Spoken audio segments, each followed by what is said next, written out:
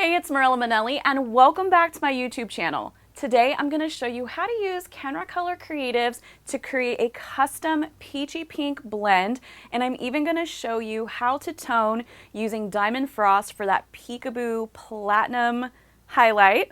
And this is a perfect service for in-between highlight appointments. But before we get started, make sure you hit that subscribe button and turn on all notifications so you don't miss a tutorial. Now let's go ahead and get started.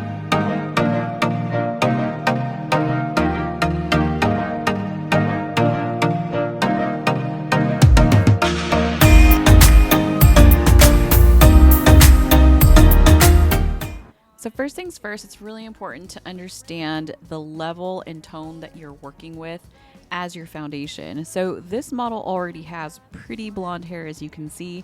She actually just got her highlights done a few weeks ago, and she's not quite ready to touch up her blonde and just wants to have a little bit of fun in between her appointment. She does want to keep that front section pretty platinum, but as you can see, it's starting to get a little bit on the brassy warm side of the blonde. So I'm just going to isolate those front pieces first, and then I'm going to mix up our formula, which is Kenra Color Creatives Muted Copper equal parts to Honey Coral with a few ribbons of Velvet Wine. So this is going to be my foundation color, and I'm then going to blend that right on in to just Honey Coral. Now, a great way that I like to test out my colors is have a foil there and just brush the color right onto the foil so I have a nice visual. And then for those pieces on the side, I'm going to be using Dimond Frost in Demi Permanent 1:1 with 9 volume developer. Now, it's really important to understand the level that you're working with. As I mentioned, her hair is already pretty blonde, and she just got her highlights done a few weeks ago. Her hair is also a really strong level 9, a solid level 9. So that's really important when using Dimond Frost or really any of the Kenra Color Creatives. If you want the most vibrant or pastel version of the shades that you're using, you're going to want to ensure that your client has a level 9 or even a level 10 for the most vibrancy out of these shades. Keep in mind that if you were to apply these shades onto a darker version of this blonde, the shades are going to come out slightly different. You're going to have that sheer tone or light reflection versus a saturated finish, and that really has to do with the level that you're working with. So for Dimond Frost, I love it because it comes in demi-permanent. It's not going to affect any of her darker hair color that she has going on, like the roots or anything like that, but it's simply going to tone out a lot of this brassy blonde that she's got going on, and it's going to tone it into the perfect white shade. I decided to apply my Dimond Frost in slices in foils, mostly because we're going to be applying Kenra Color Creatives, which is a direct dye, and I wanted to make sure that they are completely isolated and that there's not going to be any overlap of that warm peachy shade that we're going to be applying onto this white platinum hair. If you want to check out a full transformation from black hair to ice white blonde using Dimond Frost, be sure to check out the link in the description or up above. I've basically split her hair into quadrants, so right down the center, which is where she naturally parts her hair, and then from the apex all the way down behind the ear. And I'm basically just applying my darker formula, which is the foundation shade of the Muted Copper and Honey Coral with the Velvet Wine, onto the perimeter of each of the sections, and then just really focusing on applying it all the way down to where the highlights begin, and then dragging it down with a combination of my fingers along with the brush. Now, even though she doesn't have blonde hair all the way to the roots, I am applying it pretty close to the scalp area and then dragging it down. So this is going to be the perfect example of how the tone of the Kenra Color Creatives is actually going to change depending on the level that we're working with. What you'll find is that the vibrancy of this formula that I put together is going to be a lot more vibrant towards the mids and those ends, which is exactly where all of her blonde highlights live.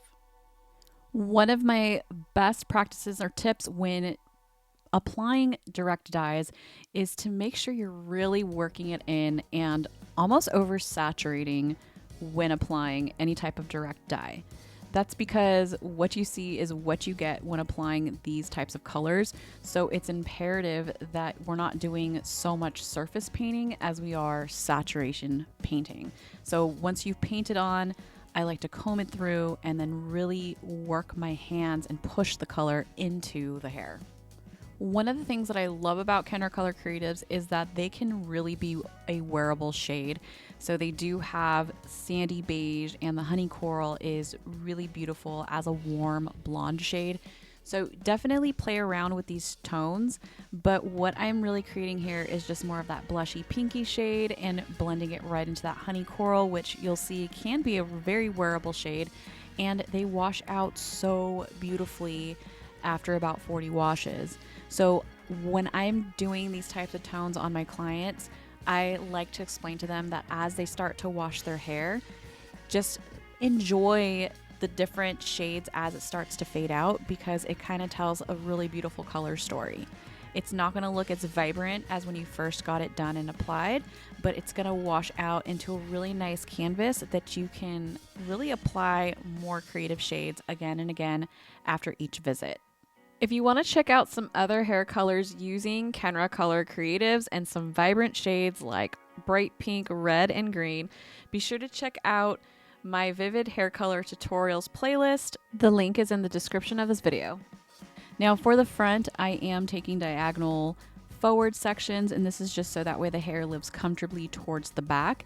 And then another thing I want to note is that I haven't applied the honey coral just yet to the ends, and this is because I want to allow for more time of processing and saturation of this base formula that I created.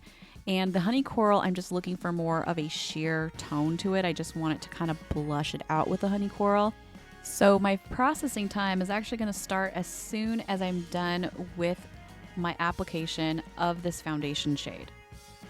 And this is where I start to work in that honey coral on the ends, but working from the bottom up. So in the same direction that I started with the initial application. Keep in mind that this is a direct dye, so even though it has been applied for a little while here in the back, if you were to lay this honey coral, which is a much more sheer shade, over this darker foundation shade that I just created, it still can blush it out. So this is where I really start to work it in and push it in with my hands, further blending in those two colors together. Once you're done with your application, you should have about 5 to 10 minutes left on the timer. Just keep in mind that if you want the maximum saturation of Kenra Color Creatives, you're going to want to process it for the full 20 minutes minimum. You can always leave it on longer. It's not going to hurt the hair whatsoever because this is a non-oxidative dye. But the less time that you leave it on, the more sheer deposit you're going to get out of this color line. But that is the beauty of Kenra Color Creatives, is that it allows you that creative freedom to really create these really sheer, beautiful, blushy tones or max saturated, vibrant finishes. Once she's done processing, I rinse her with cool water and shampoo her with Kenra Platinum Prime Shampoo and Conditioner, and finish off her style with Kenra Platinum Blow Dry Spray, which has argan oil and evaporative silicones to help speed up the dry time, as well as thermal protection. And I layer in the Perfect Blowout, which is going to give me a velvety finish when doing any type of round brushing. And once I'm done with the blow dry, I finish her off with some Marcel curls using a 1 1/4 inch iron. Then for some added texture, I use dry texture spray and then brush out her curls using my Framar brush.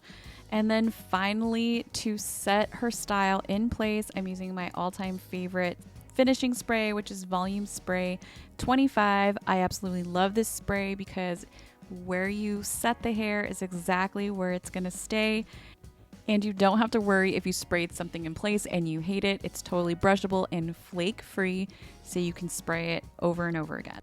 And here's the final result of my custom colored peachy pink tone with some platinum peekaboo highlights. Just to give you a little recap, I started off by applying Dimond Frost at a 1:2 mixing ratio with 9 volume developer in Demi Permanent right onto her hairline where she already had previously highlighted level 9 hair, and put those in a few foils. And then while that was processing, I mixed up Kenra Color Creative's Muted Copper equal parts to Honey Coral with a few ribbons of Velvet Wine and applied that on her roots to mids, and then blended out into her ends with just Honey Coral and processed her for 20 minutes. I finished off her style with my favorite volume spray 25 and a 1 1/4 inch barrel iron. So I really hope you enjoyed this hair tutorial, and if you did, please give this video a thumbs up and make sure to subscribe.